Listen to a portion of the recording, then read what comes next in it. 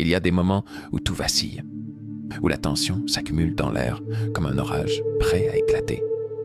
Un regard de travers, une parole déplacée, un événement inattendu. Et c'est comme si quelque chose en toi voulait bondir, hurler, frapper ou fuir. On croit souvent que la force, c'est de dominer les autres, de réagir plus vite, de parler plus fort. Mais ce n'est qu'une illusion. La véritable puissance réside ailleurs, dans cette capacité rare à rester calme quand le monde s'effondre autour de toi. Ce calme n'est pas naturel. Ce n'est pas un trait de caractère, ni un don réservé à quelques élus. C'est une construction, un travail intérieur qui se façonne dans le silence, dans l'observation patiente de ses propres mouvements émotionnels. Car ce qui te déstabilise dans un conflit, ce n'est pas l'autre. C'est ce que ça déclenche en toi. La peur, la colère, la frustration. Elles surgissent parce qu'elles existaient déjà en toi, enfouies dans les couches profondes de ton esprit. Le psychiatre Carl Jung l'expliquait très bien. Notre esprit est composé de strates visibles et invisibles. La partie consciente, que l'on montre aux autres, et l'inconscient, immense territoire où s'agite tout ce qu'on refuse de voir. Dans les moments de tension, ces couches se rencontrent brutalement. Ce qu'on croyait maîtriser explose à la surface. Et c'est là que beaucoup se perdent. Ils tentent de réprimer ce qu'ils ressentent ou laissent l'émotion prendre les commandes. Dans les deux cas, ils s'éloignent d'eux-mêmes. Ce qui importe vraiment, ce n'est pas d'éteindre ces émotions. C'est d'apprendre à les voir pour ce qu'elles sont, des messagères, pas des maîtresses. La colère n'est pas ton ennemi, la peur non plus.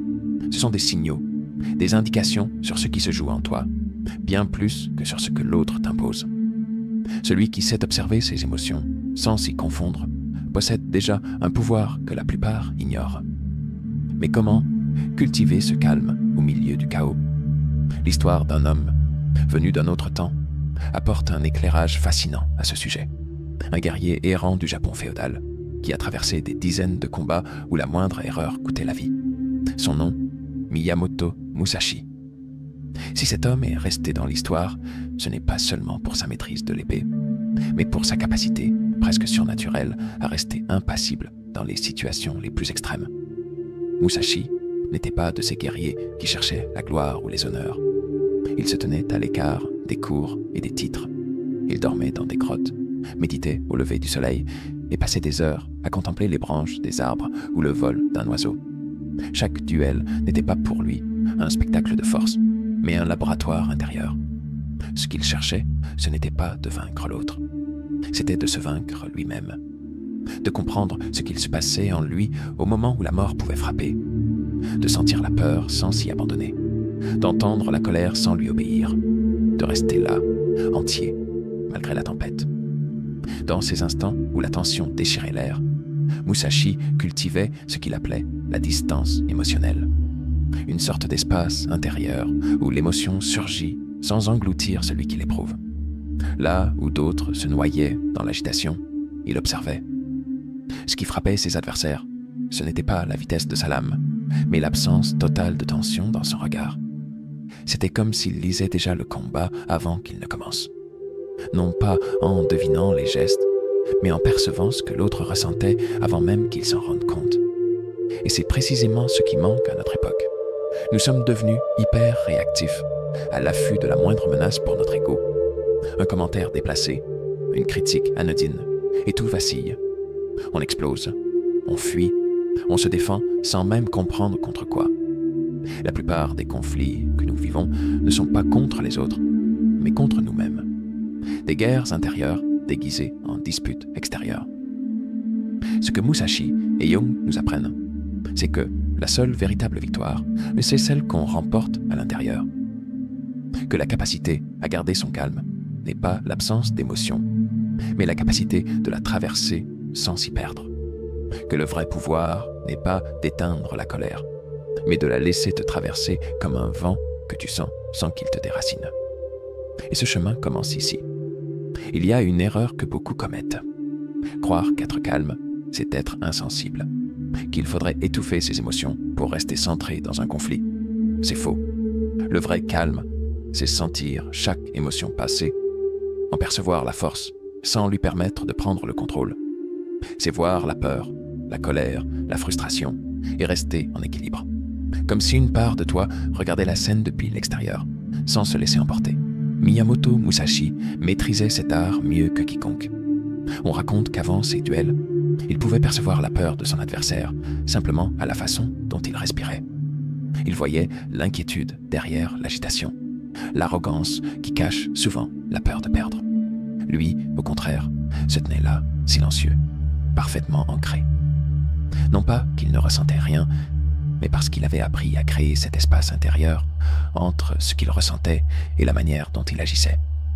Carl Jung appelait ça la fonction transcendante de la conscience.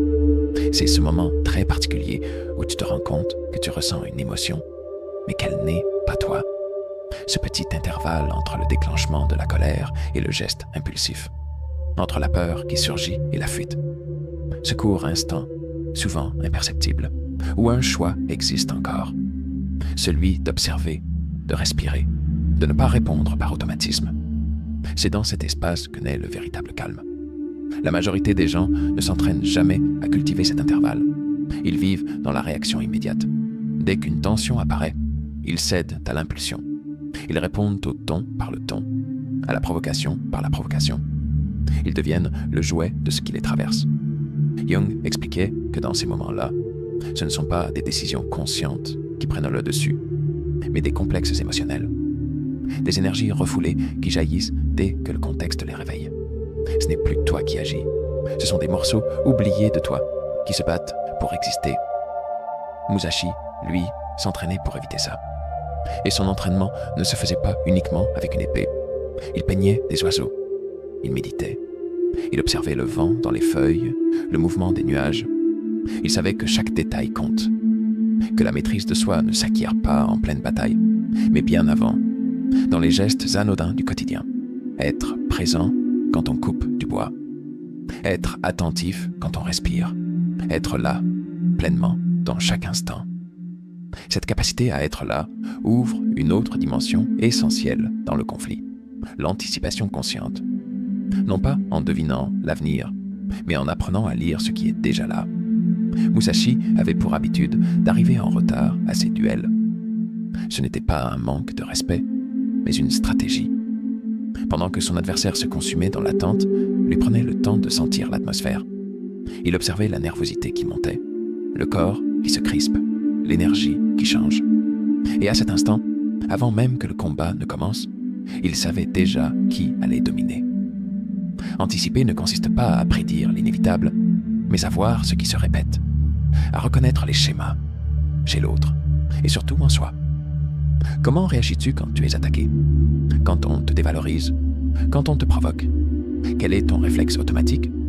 C'est cette connaissance intime de tes propres mécanismes qui te permet d'échapper à l'impulsion. Parce qu'en réalité, la plupart des conflits suivent toujours les mêmes règles. Une émotion surgit, on la rejette, elle grandit, on réagit trop vite, et ça dérape. Musashi l'avait compris. Il savait que l'homme qui maîtrise ce cycle détient un avantage immense. Il n'attendait pas que le conflit s'envenime pour agir. Il voyait venir le moment où l'émotion allait surgir, et il se préparait avant. Dans ta vie, c'est pareil. Une discussion tendue au travail, une remarque blessante d'un proche, une situation qui s'annonce difficile. Tu peux choisir d'attendre l'explosion ou de préparer ton esprit avant, observer les signaux, anticiper l'état émotionnel des autres, prévoir tes propres réactions.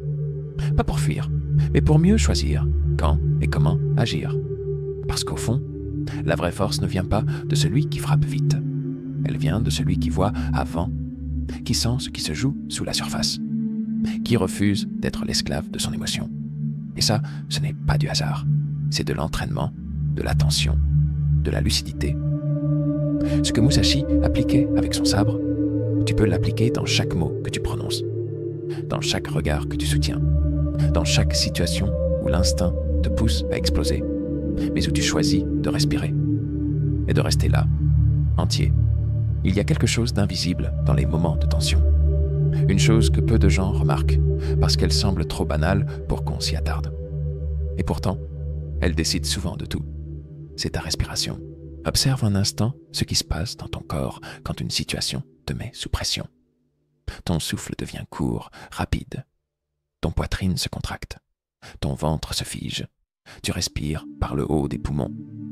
Et sans même t'en rendre compte, ton corps envoie à ton esprit le signal qu'un danger est là, immédiat. Le cœur s'emballe. Les pensées s'accélèrent. L'émotion prend le contrôle. C'est un réflexe archaïque, inscrit dans notre biologie depuis des millénaires. Et pourtant, c'est précisément là que se cache l'une des clés pour garder son calme. Miyamoto Musashi le savait. Dans les duels les plus critiques, alors que l'espace entre la vie et la mort se jouait en quelques secondes, il respirait lentement, délibérément.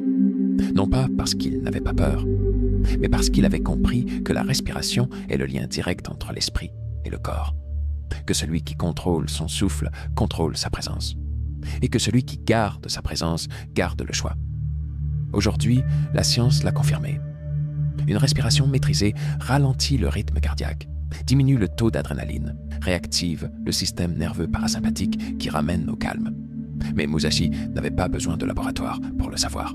Il le sentait dans son corps, dans son être. C'était pour lui une discipline, un rituel. Quand l'autre se laissait emporter par la peur, lui posait ses gestes au rythme de son souffle. Inspirer profondément, expirer plus longuement encore. Calmer le corps pour apaiser l'esprit. Dans notre quotidien moderne, les conflits ne sont plus des duels au sabre.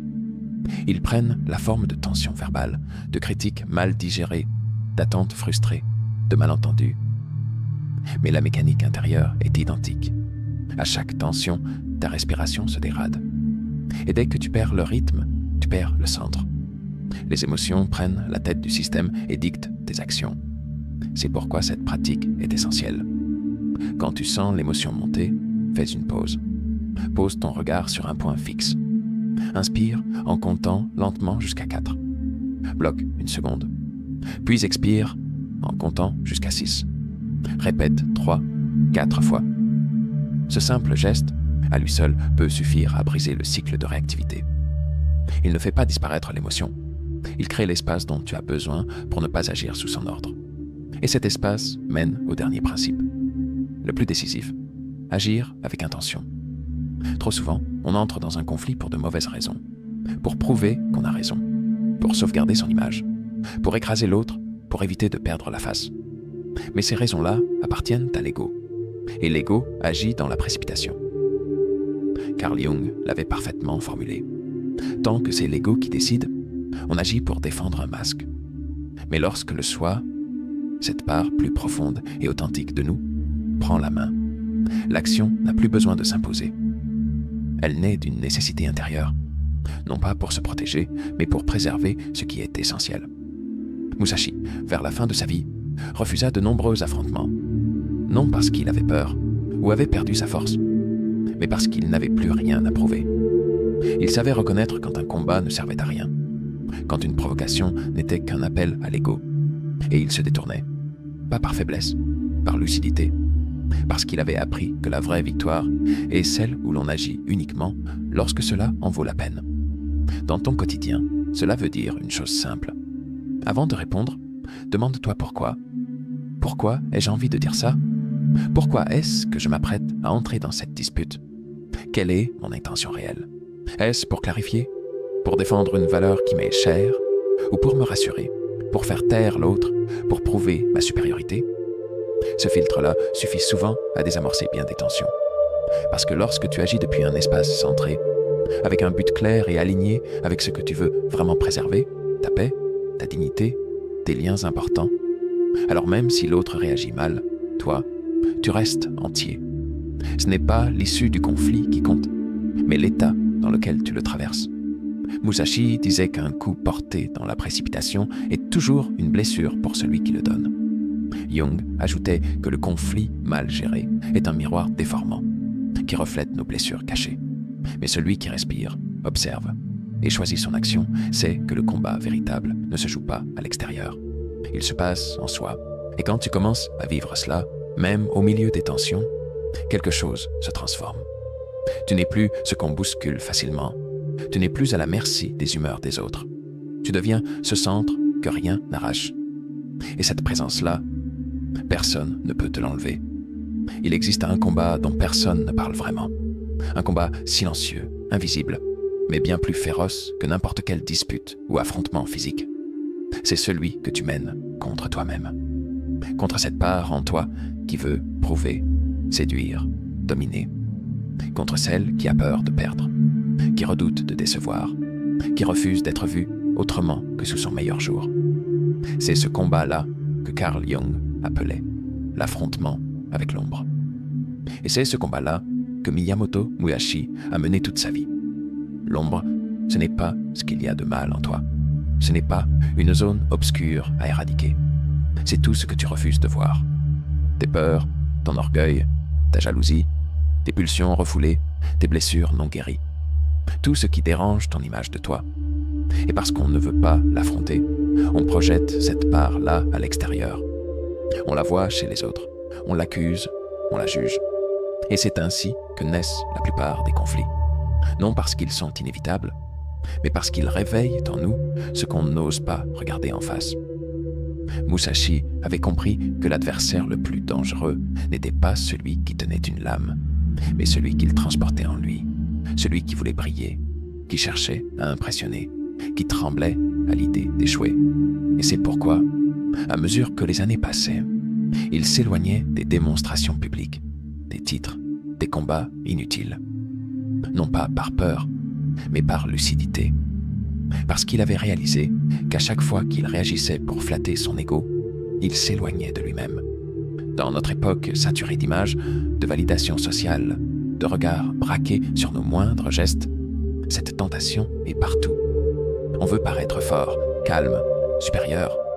On veut répondre aux attaques, briller dans le conflit, laisser l'autre sur place. Mais ce qu'on protège alors, ce n'est pas nous. C'est une image, un masque. Ce que Jung appelait la persona. Ce personnage social qu'on construit pour s'adapter, pour être aimé, respecté, craint ou admiré.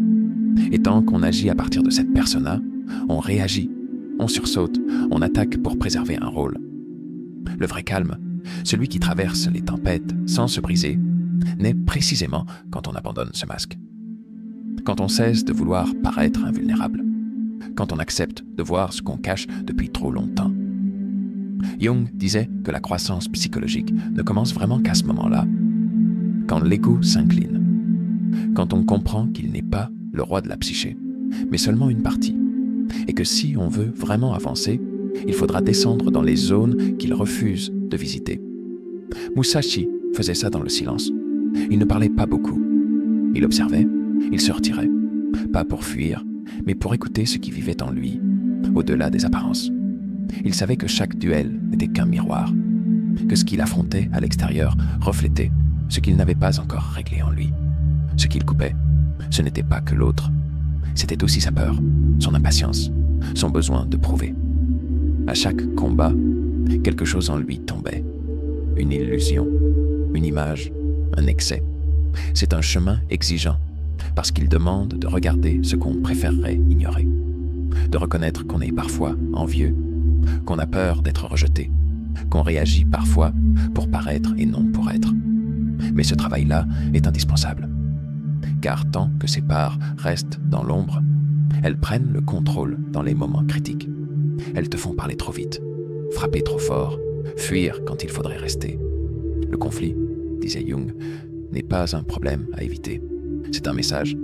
Il te montre où ton travail intérieur reste à faire. Ce qui t'irrite chez l'autre est souvent le reflet de ce que tu refuses en toi. Et chaque fois que tu fuis cet inconfort, il reviendra sous une autre forme, dans une autre situation. Ce que Musashi et Jung nous rappellent, c'est que la véritable victoire n'est pas de sortir indemne du conflit, mais de l'utiliser comme un révélateur, de t'en servir pour te connaître, pour affronter ce qui t'entrave encore, pour devenir plus vrai, plus centré, plus libre. Car au bout du compte, la paix intérieure ne vient pas quand le monde cesse d'être conflictuel. Elle vient quand le conflit ne te détourne plus de toi-même. Quand tu traverses l'affrontement sans te perdre.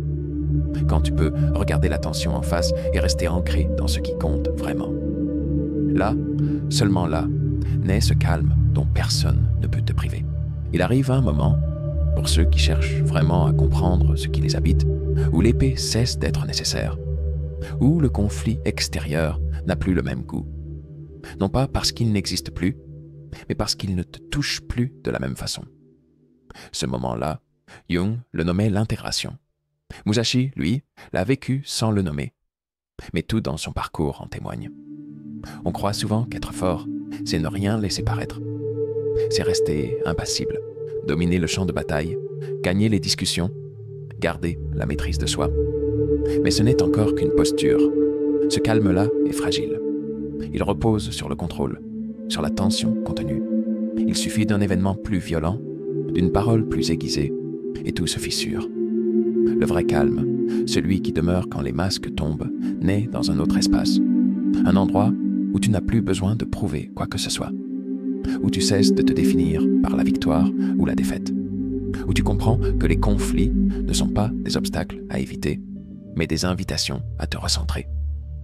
C'est ce qu'on retrouve dans la philosophie orientale sous le nom d'esprit du vide. Non pas vide comme absence, mais comme disponibilité totale. Être pleinement là, sans attente, sans tension, sans peur.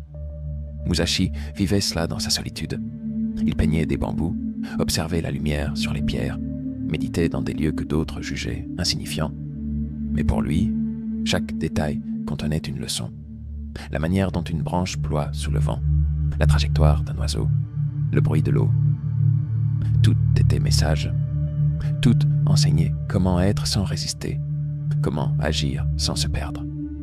Jung, de son côté, expliquait que le soi, ce centre profond de la psyché, ne se révèle vraiment que lorsque l'ego accepte de se taire. Tant que l'on vit à travers son personnage social, à travers ce que les autres attendent de nous, il est impossible de toucher cet espace. Parce qu'on est prisonnier du regard extérieur. Parce qu'on agit en fonction de ce qu'on croit devoir être, et non de ce qu'on est vraiment.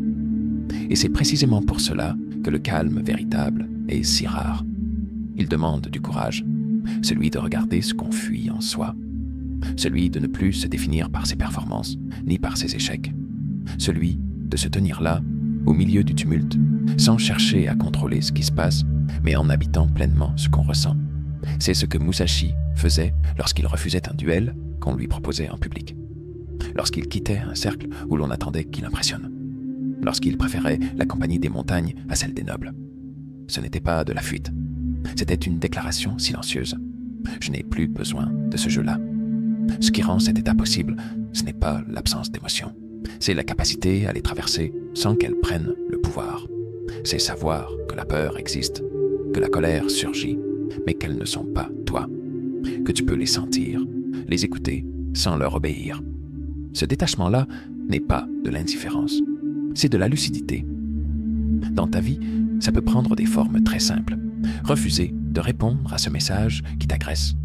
Ne pas chercher à avoir le dernier mot dans cette conversation inutile. Accepter de ne pas être compris sans pour autant te renier. Prendre le temps d'observer ton émotion au lieu de réagir immédiatement. Ralentir, respirer.